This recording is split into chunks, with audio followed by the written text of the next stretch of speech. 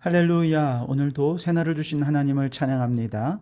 오늘도 눈을 뜨며 예수님을 생각하고 귀를 열어 하루의 첫 시간 주님의 음성을 들으며 시작하는 여러분의 삶이 말씀 충만, 은혜 충만한 하루가 되시기를 주님의 이름으로 축원합니다.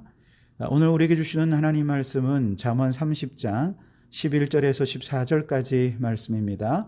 하나님의 말씀을 경청하시기 바랍니다. 아비를 저주하며 어미를 축복하지 아니하는 무리가 있느니라. 스스로 깨끗한 자로 여기면서도 자기의 더러운 것을 씻지 아니하는 무리가 있느니라. 눈이 심히 높으며 눈꺼풀이 높이 들린 무리가 있느니라.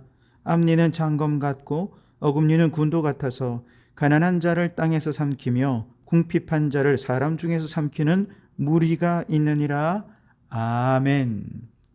오늘도 이 말씀을 통해 우리에게 주신 하나님의 음성을 듣게 되기를 바랍니다. 새해가 되었지만 여전히 러시아와 우크라이나 간의 전쟁은 이어지고 있죠. 그런데 작년 9월에 우크라이나의 대통령 부인인 젤렌스키 여사가 한 언론과의 인터뷰에서 러시아군의 전쟁 중 성범죄가 아주 심각한 수준이다, 그런 인터뷰를 해서 화제가 된 적이 있습니다. 당시에 보고된 성범죄만 해도 231건이었는데 이것은 보고된 것만 그렇고요, 혹은 그 두려움 때문에 혹은 수치심 때문에 보고하지 않는 사람들이 더 많을 거라는 거죠. 그런 것까지 감안한다면 아마 우크라이나 여성들이 정말 이 엄청난 성범죄로 큰 고통을 당하고 있는 것은 틀림이 없을 것입니다. 그런데 사실 저 러시아 군사들 한번 생각해 보십시오. 그들이 만약에 전쟁터에 나가지 않았다면 그들은 그저 평범한 이웃집 청년입니다. 가정을 사랑하고 아주 가정적인 가장들일 수도 있습니다. 그런데 그들에게 군복을 입혀놓으니까 전쟁터라고 하는 아주 특수한 상황 속에서 특수한 집단으로 나아가니 집단 전체가 죄를 범하는 것에 아무런 거리낌이 없더라는 것이죠. 마치 우리 예전에 예비군 군복 입으면 지나가는 여성을 향해 막 희롱을 하는 거 막 재밌게 했던 그런 안 좋은 일들 우리가 예전에 경험하지 않았습니까? 이런 것들이 지금 어떤 집단 안에 있으면 그런 일들이 얼마든지 일어날 수 있다는 거죠. 그러니까 아무리 개개인은 도덕적이라 하더라도 비도덕적인 집단에 들어가면 그 집단의 언어와 문화가 그를 비도덕적인 인간으로 만들어버리고 만다는 것이죠. 이제 올해 4월에 국회의원을 뽑겠죠.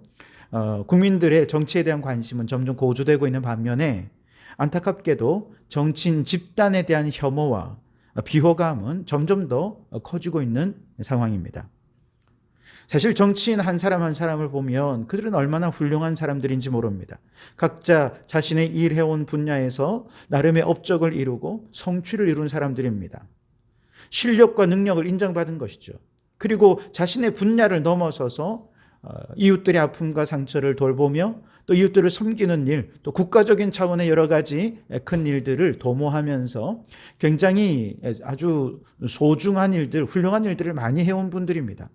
그런 분들이 이제 국회에 진출하는 것이죠. 그런데 이분들이 만약에 국회의원이라고 하는 이 집단에 딱 들어가는 순간 그들은 그때부터 혐오의 대상이 되고 맙니다. 왜냐하면 국회의원이라는 집단이 갖는 비도덕성을 우린 너무 많이 보아왔기 때문에 그렇죠. 물론 그들이 다 그렇게 비도덕적인 사람이 된다는 건 아니지만 자기의 의지와 상관없이 신념과 상관없이 비도덕적인 집단 안에서 비도덕적인 인간이 되어버리고 많은 경우가 많다는 것이죠. 그래서 선거를 앞두고 여의도의 문법에 물들어 있지 않은 새롭고 신선한 인재들을 영입하는 일들이 지금 이어지고 있습니다만 그와 반면에 다들 걱정합니다. 저렇게 좋은 사람 데려다가 저 여의도에서 쓰레기 같은 사람 만들어 놓으면 어떡하나, 이런 이야기들이 들리는 거죠. 지금의 국회 시스템 하에서는 아무리 좋은 사람 영입해와도 결국 그들의 실력을 다 발휘할 수 없고 안 좋은 정치만 배울 수밖에 없을 뿐이다 라는 우려를 나타내는 사람들이 참 많이 있습니다. 결국 집단의 비도덕성이 바뀌지 않는다면 개인이 아무리 선하여도 결국 비도덕적인 것을 선택할 수밖에 없다는 얘기죠. 자, 오늘 본문의 잠언 말씀도 개인이 아니라 그 개인이 속한 한 무리의 비도덕성에 대해 지적하는 내용입니다. 오늘 11절에 보시면 아비를 저주하며 어미를 축복하지 아니하는 무리가 있느니라 그랬습니다. 자, 여기서 11절, 12절, 13절, 14절 여기 모두가 다 무리라는 단어가 나오는데요. 히브리어로 얘기하면 이 무리라는 단어는 또르라는 단어입니다. 이 또르라는 단어는 한 집단을 의미하는 것이기도 하고 한 세대를 의미하는 것이기도 하고 혹은 한 사회 계층을 의미하는 것이기도 합니다. 근데 히브리어 문법으로는 이 무리라는 단어가 가장 앞에 나오는 것이죠. 그래서 1절부터 14절까지는 또르라고 하는 말을 제일 앞에 두고 이 얘기가 이어지고 있기 때문에 지금 이 교훈은 개인이 아니라 집단, 세대 혹은 계층에게 주는 교훈이라고 얘기할 수 있겠습니다. 그런 차원에서 11절을 다시 보면 이 말씀은 오늘 내가 속한 집단, 오늘 내가 속한 곳이 부모님의 세대를 공경하지 않고 있지는 않은지 돌아보라는 말씀인 것이죠. 저는 우리나라가 노인들을 참 공경하는 좋은 나라라고 생각합니다만 점점 노인에 대한 공경이 사라지는 것도 우리의 현실임을 느끼고 있습니다. 얼마 전에 한 신생 정당에서 노인 무임승차 제도를 폐지할 것을 공약으로 내건 그런 일이 있었습니다. 저는 아마도 바로 이분들이 고령화 속도는 빨라지는데 반해서 노인 인구는 점점 많아지는데 이렇게 무임 승차권을 주다 보면 지금도 적자인 지하철에 계속해서 적자를 얻게 될 것, 이것이 또한 후세대 문제에 큰 짐이 될 것을 우려해서 이 문제를 해결해 보자고 아마 이런 공약을 내세웠을 것이고, 이번 선거에 이런 이슈를 제기하면서 한번 공론의 장에서 허심탄회하게 좋은 대안을 찾아보자, 아마 그런 의도해서 이런 얘기를 하지 않았을까 생각을 하는데요. 충분히 이해가 되고요. 기왕에 얘기가 나왔으니 좋은 방법으로 대안을 찾아갔으면 참 좋겠다 하는 생각이 듭니다. 그런데 저는 이 주장 그 자체가 잘못되었다기보다도 이 주장을 제기하는 이면에 그들이 갖는 의식의 문제를 제기하고 싶어요. 무슨 말이냐 하면 노인 무임승차 제도는 노인에 대해 어떤 시혜를 베풀기 위해 마련된 제도가 아니라는 것입니다. 노인복지정책은 왜 생겼느냐? 오늘날 우리나라가 이렇게 세계 무역 10위의 대국으로 성장하기 위해 오늘날 어르신 이분들이 과거의 젊은 시절에 어떤 분은 정말 산업의 현장에서 땀 흘리며 일해야 했고요. 또 여성분들은 자녀를 낳고 양육하고 그렇게 남편을 뒷바라지하기 위해서 이 사회에서 뒷바라지하는 일들에 얼마나 헌신했습니까? 그렇게 자녀들을 키워서 논 팔고 집 팔아서 교육시키고 그렇게 해서 이 사회가 그들이 실력을 쌓고 힘을 쌓아서 이렇게 대국을 만든 것 아니겠습니까? 바로 그런 수고와 노고를 인정하고 보상하기 위해 마련된 제도가 바로 이 노인 무임승차 제도라는 것이죠. 그렇다면 노인 계층을 단지 무임승차 하기에 적자만 늘어나는 정말 짐된 존재, 무책임한 존재, 이렇게만 여기는 것이 아니라 먼저 아버지 어머니 세대의 수고를 어떻게 보상할 것인가, 어떻게 인정해 드릴 것인가, 어떻게 그분들을 공경할 것인가를 먼저 생각하고 그 다음에 제도 변화를 모색해야 되지 않겠나, 이런 생각입니다. 말씀드린 대로 기왕에 이 논의가 시작되었으니 좋은 방향으로 부모를 공경하면서도 또 이 사회의 여러 가지 문제들, 적자의 문제들도 잘 해소해가는 좋은 방법들을 지혜롭게 찾아가는 계기가 되었으면 좋겠습니다. 아울러 우리 사회가 우리 부모 세대를 축복하고 보상하고 감사하는, 부모를 공경하는 사회가 될 수 있기를 바랍니다. 12절 말씀에는요, 스스로 깨끗한 자로 여기면서도 자기의 더러운 것을 씻지 아니하는 무리가 있느니라 그랬습니다. 자, 더러운 오물이 옷에 묻으면 우리는 그걸 보는 순간 깨끗이 씻어내겠죠. 이거는 눈에 보이니까 잘하지만 그 내면에 있는 영적, 도덕적인 더러움이 내 안에 있는데 그걸 깨닫지 못하고 그 죄악의 오물을 씻어내지 못하는 그런 무리들, 그런 집단들이 있다는 것이죠. 이것은 아마도 이 사람들이 얼마나 비도덕적이고 죄악이 많으냐의 문제라기보다는 다른 사람에게는 높은 영적, 도덕적 수준을 요구하면서 자신들은 남에게 요구하는 만큼의 수준에 미달되는, 그걸 부끄러워하지 않는 집단이 있다는 것을 지적하는 것이 아닐까 생각해요.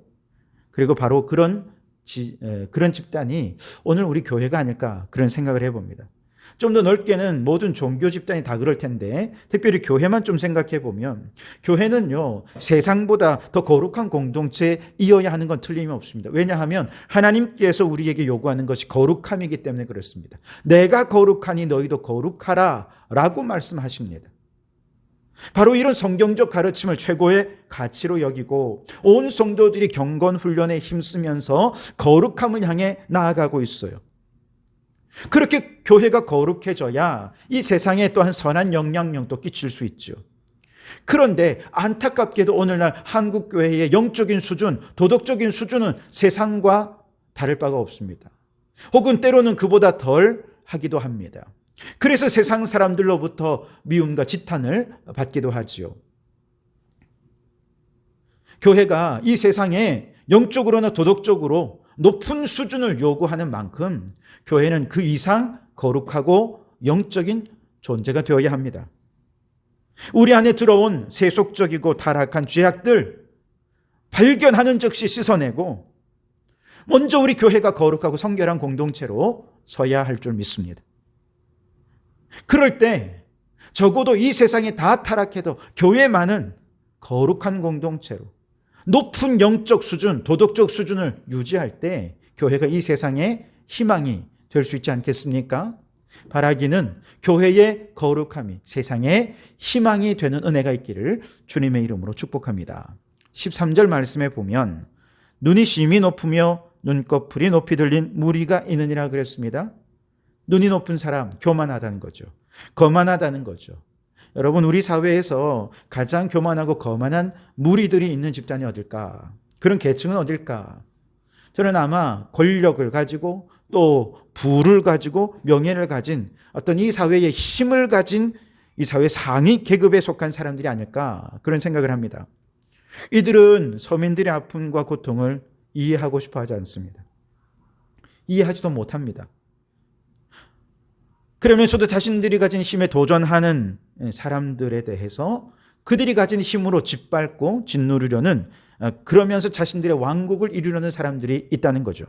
이처럼 힘의 논리로 자신들만의 왕국을 세워가는 바로 이 세상에 대해서 저항하고, 이제는 힘의 논리가 아니라 사랑의 논리로 다스려지는 하나님의 나라를 이 땅 가운데 세우기 위해 하나님께서 친히 세우신 기관이 바로 교회라는 것입니다.